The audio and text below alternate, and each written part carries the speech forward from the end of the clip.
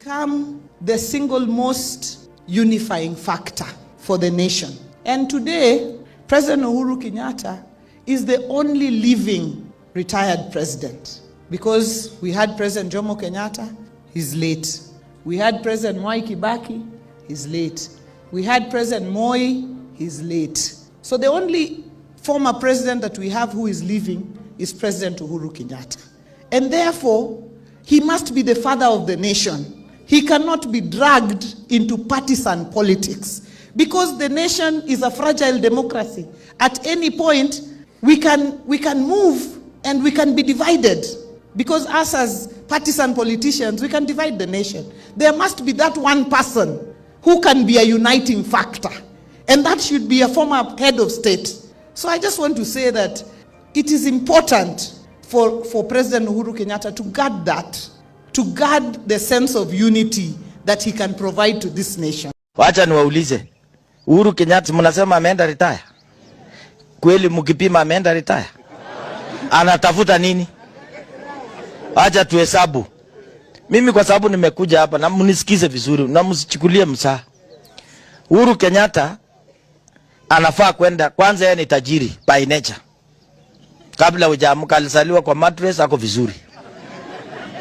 Sisi wengine tulizaliwa tu kwa ngozi na tuna survive mpaka leo. Hata hawa buku waluya hao wako hapa ni kama sisi.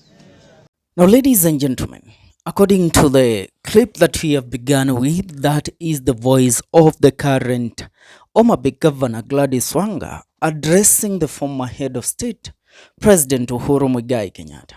And Gladys Wanga is going all out by calling out Uhuru Muigai Kenyatta for playing divisive politics. Now, there is something that you will now come to realize. This is not a time that you have to assume everything that is being said by this politician. It's upon time that you take every move that is pulled by these politicians so seriously. Uhuru Muigai Kenyatta has become a center of attention among these politicians surrounding William Ruto. Yesterday, it was the issue of one Farouk Kibet. And now, we are looking at a coordinated attack which the allies to President William Ruto are now pointing their barrels at Uhuru Muigai Kenyatta. And as I said earlier, the only thing that has made these people to draw out their weapons and started attacking Uhuru Muigai Kenyatta is because of the love that they realized Uhuru Muigai Kenyatta received during the state burial of Right Honorable Raila ODINGA. You saw Farouk Kibet speaking the other day, attacking Uhuru Muigai Kenyatta, asking whether Uhuru Muigai Kenyatta is retired from politics of the Republic of Kenya or he is actively playing kingmaker in the current politics. These people are scared to the core.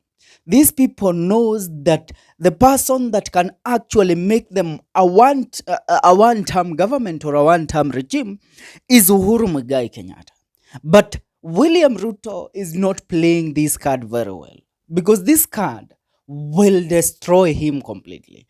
Because as we speak, these coordinated attacks that Gladys Wanga and other minions that are currently in the broad-based government are currently leading against Uhuru Muigai Kenyatta, they are now turning out to become an issue of the whole nation against one community. And that is the Kikuyu community.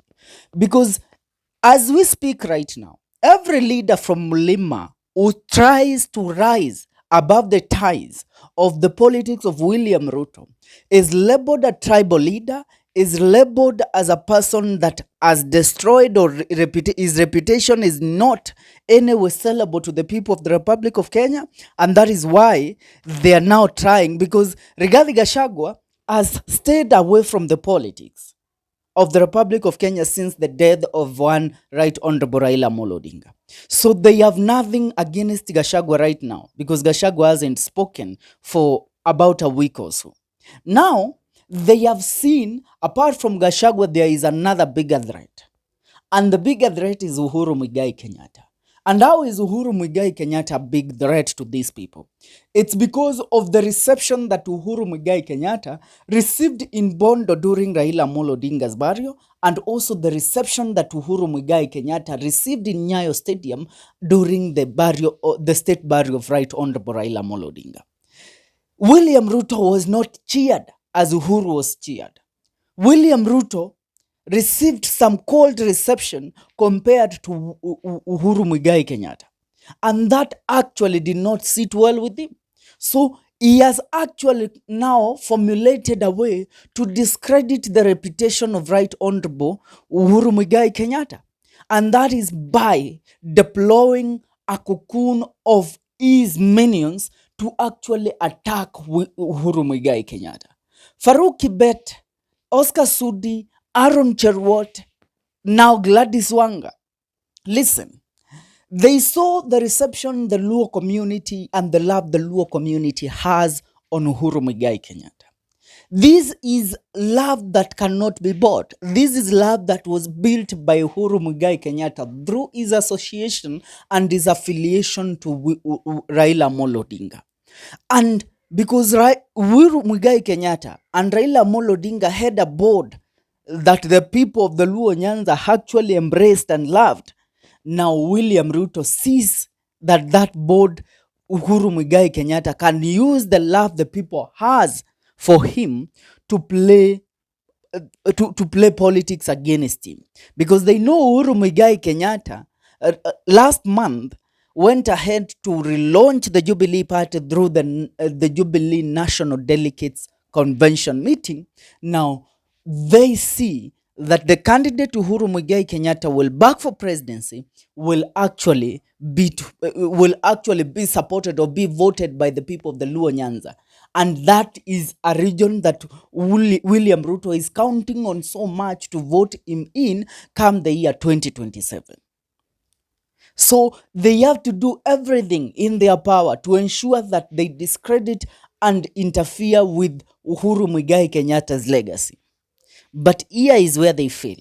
You know, the first turn-off on William Ruto was when Kalonzo Musyoka arrived for Raila Amolo Odinga's state burial at Nyayo Stadium. And Kalonzo Musyoka was embraced. The bromance that happened in front of the eyes of President William Ruto between Kalonzo Musyoka and Uhuru Muigai Kenyatta made William Ruto realize that actually Uhuru Muigai Kenyatta and Kalonzo Musyoka, they also share a very deep, intimate brotherly relationship and political relationship that cannot actually be broken. And that is why they now know that Uhuru Muigai Kenyatta in 2027, he will actually endorse a Kalonzo Matiang'i ticket. And that is something that William Ruto cannot allow to happen. And he is trying to do everything to make sure that it doesn't go that way. But one thing he doesn't know, these people are not only political friends. These people are family friends. I shall remind William Ruto that even before he got into to have that political name that he has today, these people still were in politics and they were embracing each other. Kalonzo Musyoka last year during the wedding of his daughter, Uhuru Muigai Kenyatta was the chief guest there. Many times these people speak behind the curtains. But now Uhuru is a man that enjoys his retirement by keeping off the national matters of the day. But now they want to drag him in. And this is what William Ruto is forcing Uhuru Muigai Kenyatta to do. They are forcing Uhuru Muigai Kenyatta to actually embrace Rigathi Gachagua and to actually have a handshake with Rigathi Gachagua. And let me tell them that the moment Rigathi Gachagua and Uhuru Muigai Kenyatta come together, all these shenanigans they are playing out, trying to actually front a divisive Mulima, or to try and destroy the people of Mulima, or to try and unite the whole nation against the Mulima people, is something that they will forget. The moment Uhuru and Gachagua embraces each other, Because if they continue pushing Uhuru so much, Uhuru will actually have to side with his enemy. And that is Rigathi Gachagua. And once they side, they will make a deal. Gachagua already has his candidate for presidency, and that is Kalonzo Musyoka. Uhuru has his candidate for presidency, that is Matiang'i. Now they will table the deal. They will decide who will be the president and who will be the deputy. And now these two will actually join hands with Kalonzo, with the likes of Matiang'i, the likes of Maraga, and all other united opposition principles. And that campaign that they will pull will actually make William Ruto a one-term president. So it's high time. William Ruto withdraws his backing dogs like Akina Farouk and Akina Gladys Wanga, because they don't know what they are doing. They are playing some self-sabotage politics that ruins any chance that William Ruto had for 2027. Ladies and gentlemen, I would love to hear your take on the speech or the statement given by Gladys Wanga. Leave a comment on the comment section. See you in our next video. This is the Kenyan Daily Report.